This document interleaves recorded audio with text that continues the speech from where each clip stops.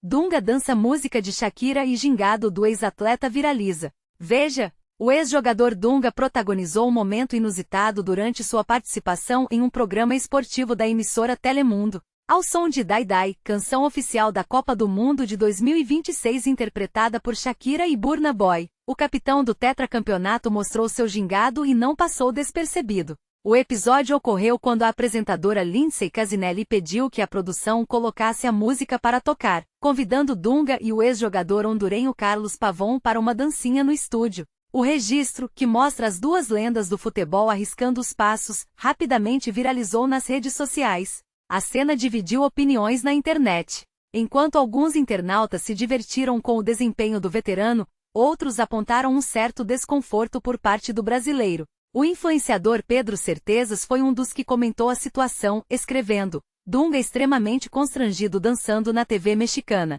Já outras páginas de humor levaram o momento na brincadeira, afirmando que o Dunga dançarino é, até agora, o vídeo mais inacreditável desta edição da Copa do Mundo. Sabe, quando a gente assiste a uma cena dessas, a primeira reação é o choque, seguido por aquela risada que mistura incredulidade com uma pitada de nostalgia. Ver o Carlos Caetano Bledor Verri, o nosso eterno Dunga, capitão do Tetra, se aventurando em um passo de dança num estúdio de televisão mexicano, é algo que pouquíssimos de nós imaginaríamos presenciar há alguns anos.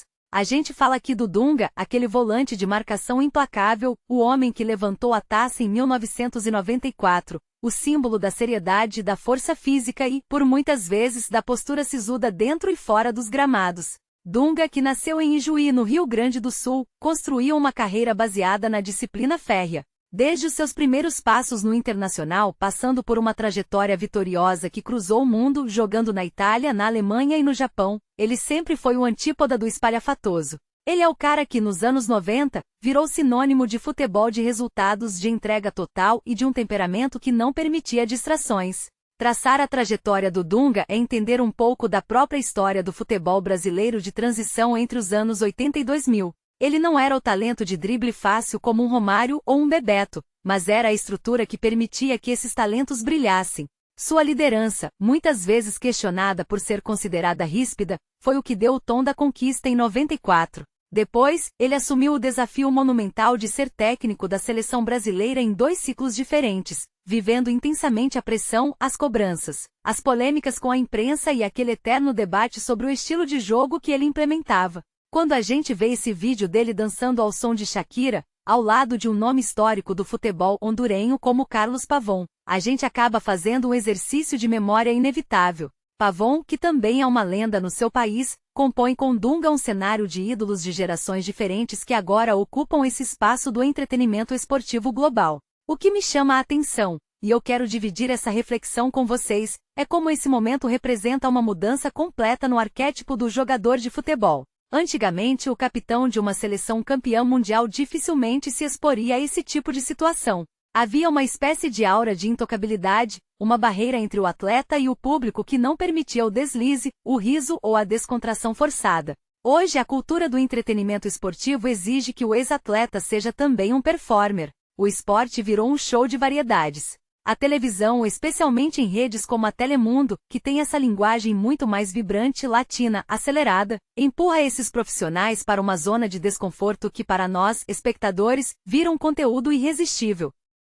Muita gente comentou sobre o aparente desconforto do Dunga. E sinceramente eu não acho difícil acreditar que ele estivesse, de fato, fora de sua zona de conforto. Dunga nunca foi um homem de palco. Ele é um homem de campo, de vestiário, de conversa séria. Ver essa tentativa de entrar no ritmo da música nos mostra que mesmo os homens mais rígidos acabam cedendo às engrenagens da mídia moderna. É um contraste fascinante. Por um lado, temos o Dunga que enfrentou críticas ferozes, o Dunga que brigou com jornalistas em coletivas de imprensa memoráveis, o Dunga que sempre manteve a postura defensiva diante de qualquer menção à sua vida pessoal ou às suas decisões técnicas. E por outro, temos esse Dunga que, por uma questão de protocolo de estúdio, ou talvez até para mostrar um lado mais leve, se submete ao jogo da dança. Eu vejo isso como um reflexo de uma mudança geracional profunda no futebol. O Dunga de 1994, aquele que comemorava gol gritando para as câmeras, era um homem focado em uma única missão: o troféu. O Dunga de hoje é uma figura pública que precisa se adequar a novas plataformas, onde a viralização vale tanto quanto a análise técnica. E convenhamos, o fato de ter viralizado mostra que o público ainda tem uma curiosidade imensa em ver esse lado humano, quase humilhado pela situação, de grandes ídolos do passado. Existe uma linha tênue entre o entretenimento saudável e o constrangimento, e é aí que a opinião se divide. Tem quem olhe e veja uma lenda sendo diminuída por uma produção que não respeita a trajetória do cara, e tem quem veja um senhor, já aposentado, simplesmente curtindo um momento de descontração que no fim das contas não mata ninguém. Na minha visão, a televisão brasileira e a internacional têm buscado cada vez mais essa humanização extrema. Queremos ver o juiz errando, o craque tropeçando, o técnico severo dançando. A gente quer tirar o pedestal de quem a gente sempre colocou lá no alto. Isso é bom? É ruim?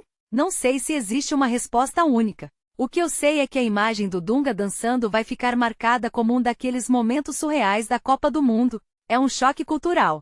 É ver um dos maiores símbolos da resistência e da força do futebol brasileiro tentando se encaixar em uma estética pop que é totalmente estranha à sua formação. Eu particularmente acho que o Dunga merece respeito pela sua história, independente dessa dancinha. Ele foi um pilar. E se ele aceitou participar, mesmo que visivelmente desconfortável, isso diz muito sobre como ele lida com a atual fase da sua vida, muito mais exposta a esse tipo de mídia do que ele jamais esteve durante os anos de ouro da sua carreira. No passado, o Dunga se fechava. Hoje ele se abre, ainda que de forma desajeitada.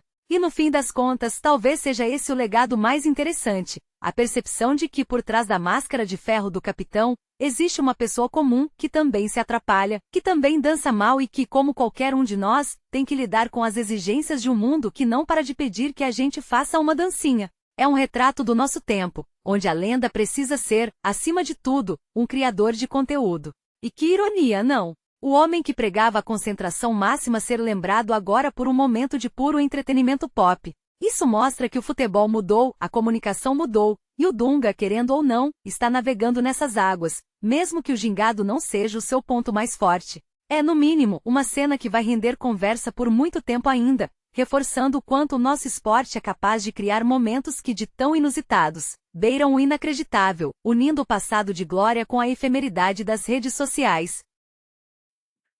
Ó, deixa eu te perguntar uma coisa. Uma pergunta rápida. Você tá bem hoje? Sério? Responde aí pra você mesmo. Porque se você chegou até esse vídeo, eu já fico feliz.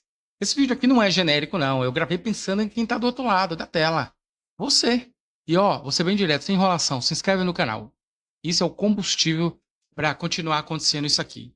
E se puder, comenta qualquer coisa, tipo, sei lá, se você não souber o que se inscrever, manda assim, ó, eu sou de tal cidade. Eu tô assistindo daqui, sei lá, de Florianópolis. Às vezes é de uma cidade pequena, às vezes é de outro país. E eu leio, viu? Bom, obrigado por você estar aí desse outro lado. A gente se vê já já em outra notícia, né?